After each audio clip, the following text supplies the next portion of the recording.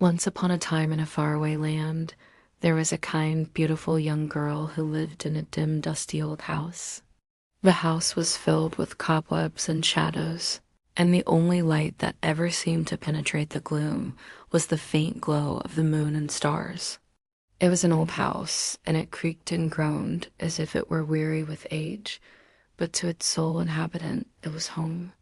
She wore torn and ragged clothes, but her eyes were gentle and hopeful, and her heart was as pure as the driven snow.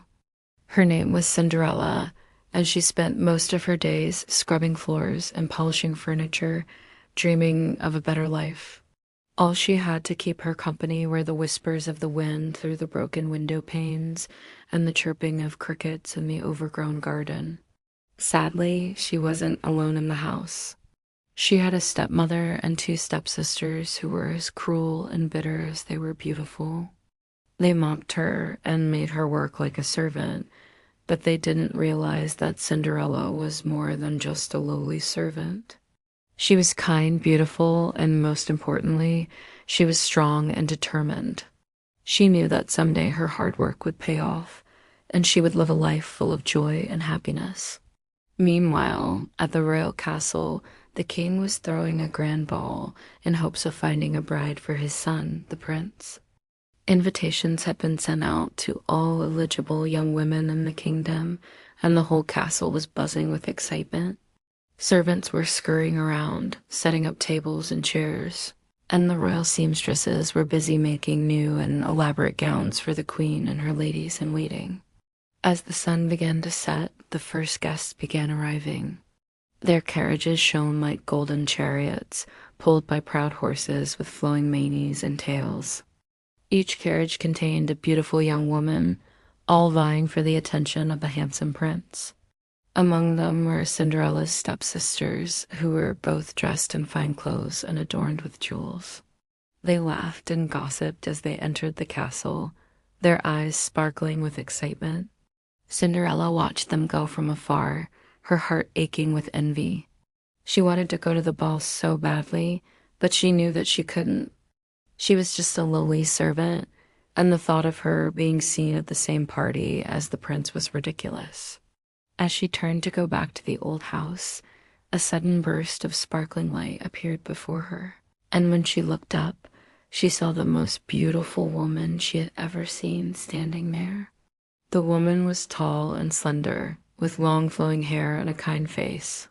She wore a long flowing cloak that shimmered like 1,000 stars, and she held a staff that seemed to pulse with magic. "Don't be sad, my dear," the woman said, her voice like the tinkling of bells. "I am your fairy godmother, and I know you would love to go to the prince's ball." Cinderella's eyes widened in surprise. "But I can't go," she whispered. "I'm just a lowly servant." "Nonsense," her fairy godmother said, waving her staff. "You are beautiful and kind, and you deserve to go to the ball." With a wave of her magic wand, the fairy godmother transformed Cinderella's rags into a breathtaking sparkling blue gown that sparkled like 1,000 stars. Then she turned a pumpkin into a glowing golden carriage with 6 white horses. And finally, she gave Cinderella a pair of glass slippers that fit perfectly on her feet. "Oh, thank you," Cinderella cried, her eyes shining with tears of joy. She had never felt so beautiful in her life. "But what about getting home?" she asked. Her fairy godmother smiled. "Don't worry, my dear. The pumpkin will turn back into a pumpkin, the horses will become mice, and the carriage will turn back into a pumpkin at the stroke of midnight. But until then, you will have a wonderful time at the ball." And with that, Cinderella was ready to go. She climbed into the carriage and was whisked away to the palace where the music was playing and the lights were shining. When she arrived, all eyes turned to her. She was the most beautiful woman at the ball. Even the queen stopped talking to greet her. "Who are you?" the queen asked, her eyes narrowed in suspicion. Cinderella curtsied low. "I am Cinderella," she said softly. The queen scoffed. "Well, Cinderella, you may be pretty, but you aren't important. Only the daughters of noble families are allowed to attend this ball." Cinderella blushed and looked down at her feet.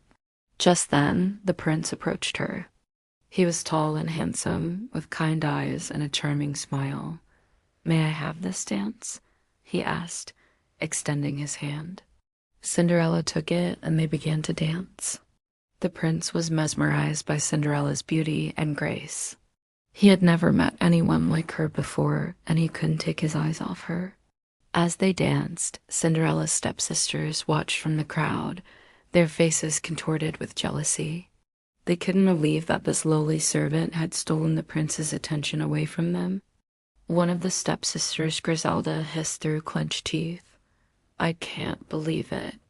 That dirty servant thinks she can come to the prince's ball and steal the show." Her sister, Brunhilde, nodded in agreement. "She won't get away with it. I'll make sure of that." They plotted and schemed, but nothing seemed to work. Cinderella and the prince were too popular at the ball, and no one paid any attention to the stepsisters. As the hours passed, Cinderella began to feel a sense of foreboding. She knew that her fairy godmother's magic would soon wear off, and she didn't want the prince to see her true form. She excused herself from the dance floor and went to a nearby window to watch the clock tower. Soon it would be midnight, and she had to leave. As the clock began to strike 12, Cinderella ran down the grand staircase, her heart pounding in her chest. She had to get away before the magic was gone. In her haste, she lost one of her glass slippers on the stairs. The prince, who had been watching Cinderella from afar, saw her drop the slipper and quickly picked it up. He knew he had to do something to find her, so he announced to the whole kingdom that he would marry whoever the shoe fit. The next day, the prince's men arrived at Cinderella's house with the shoe in hand. Her stepsisters tried to force their feet into the shoe, but it was no use. It was too small. Cinderella tried the shoe on, and it fit perfectly. The prince was overjoyed when he saw Cinderella wearing his shoe. He took her hand and led her to his carriage. "You are the only woman I want to marry," he told her. And Cinderella knew that the prince was right. They were meant to be together. They rode through the kingdom, their carriage passing by fields of blooming flowers and over streams that sparkled in the sunlight. The people cheered as they went by, happy to see their prince choosing a bride. When they arrived at the palace, the king and queen welcomed Cinderella with open arms. She had brought joy back into their son's life, and they were grateful for that. The wedding was held in the castle garden. Beautiful flowers were everywhere, and birds flew overhead singing joyful songs. The sun shone brightly, bathing everything in golden light. It was a perfect day for a perfect couple. Cinderella and the prince stood beneath a flower arch, exchanging vows that they would love each other forever. As they sealed their vows with a kiss, the people cheered. When it was all over, Cinderella knew that she had finally found her happily ever after. She had gone from a lowly servant to a beautiful princess, all because she never gave up hope. Even when things seemed darkest, she knew that someday the sun would shine again, and in the end, she was right. She had found true love and happiness, and she knew that it would last forever.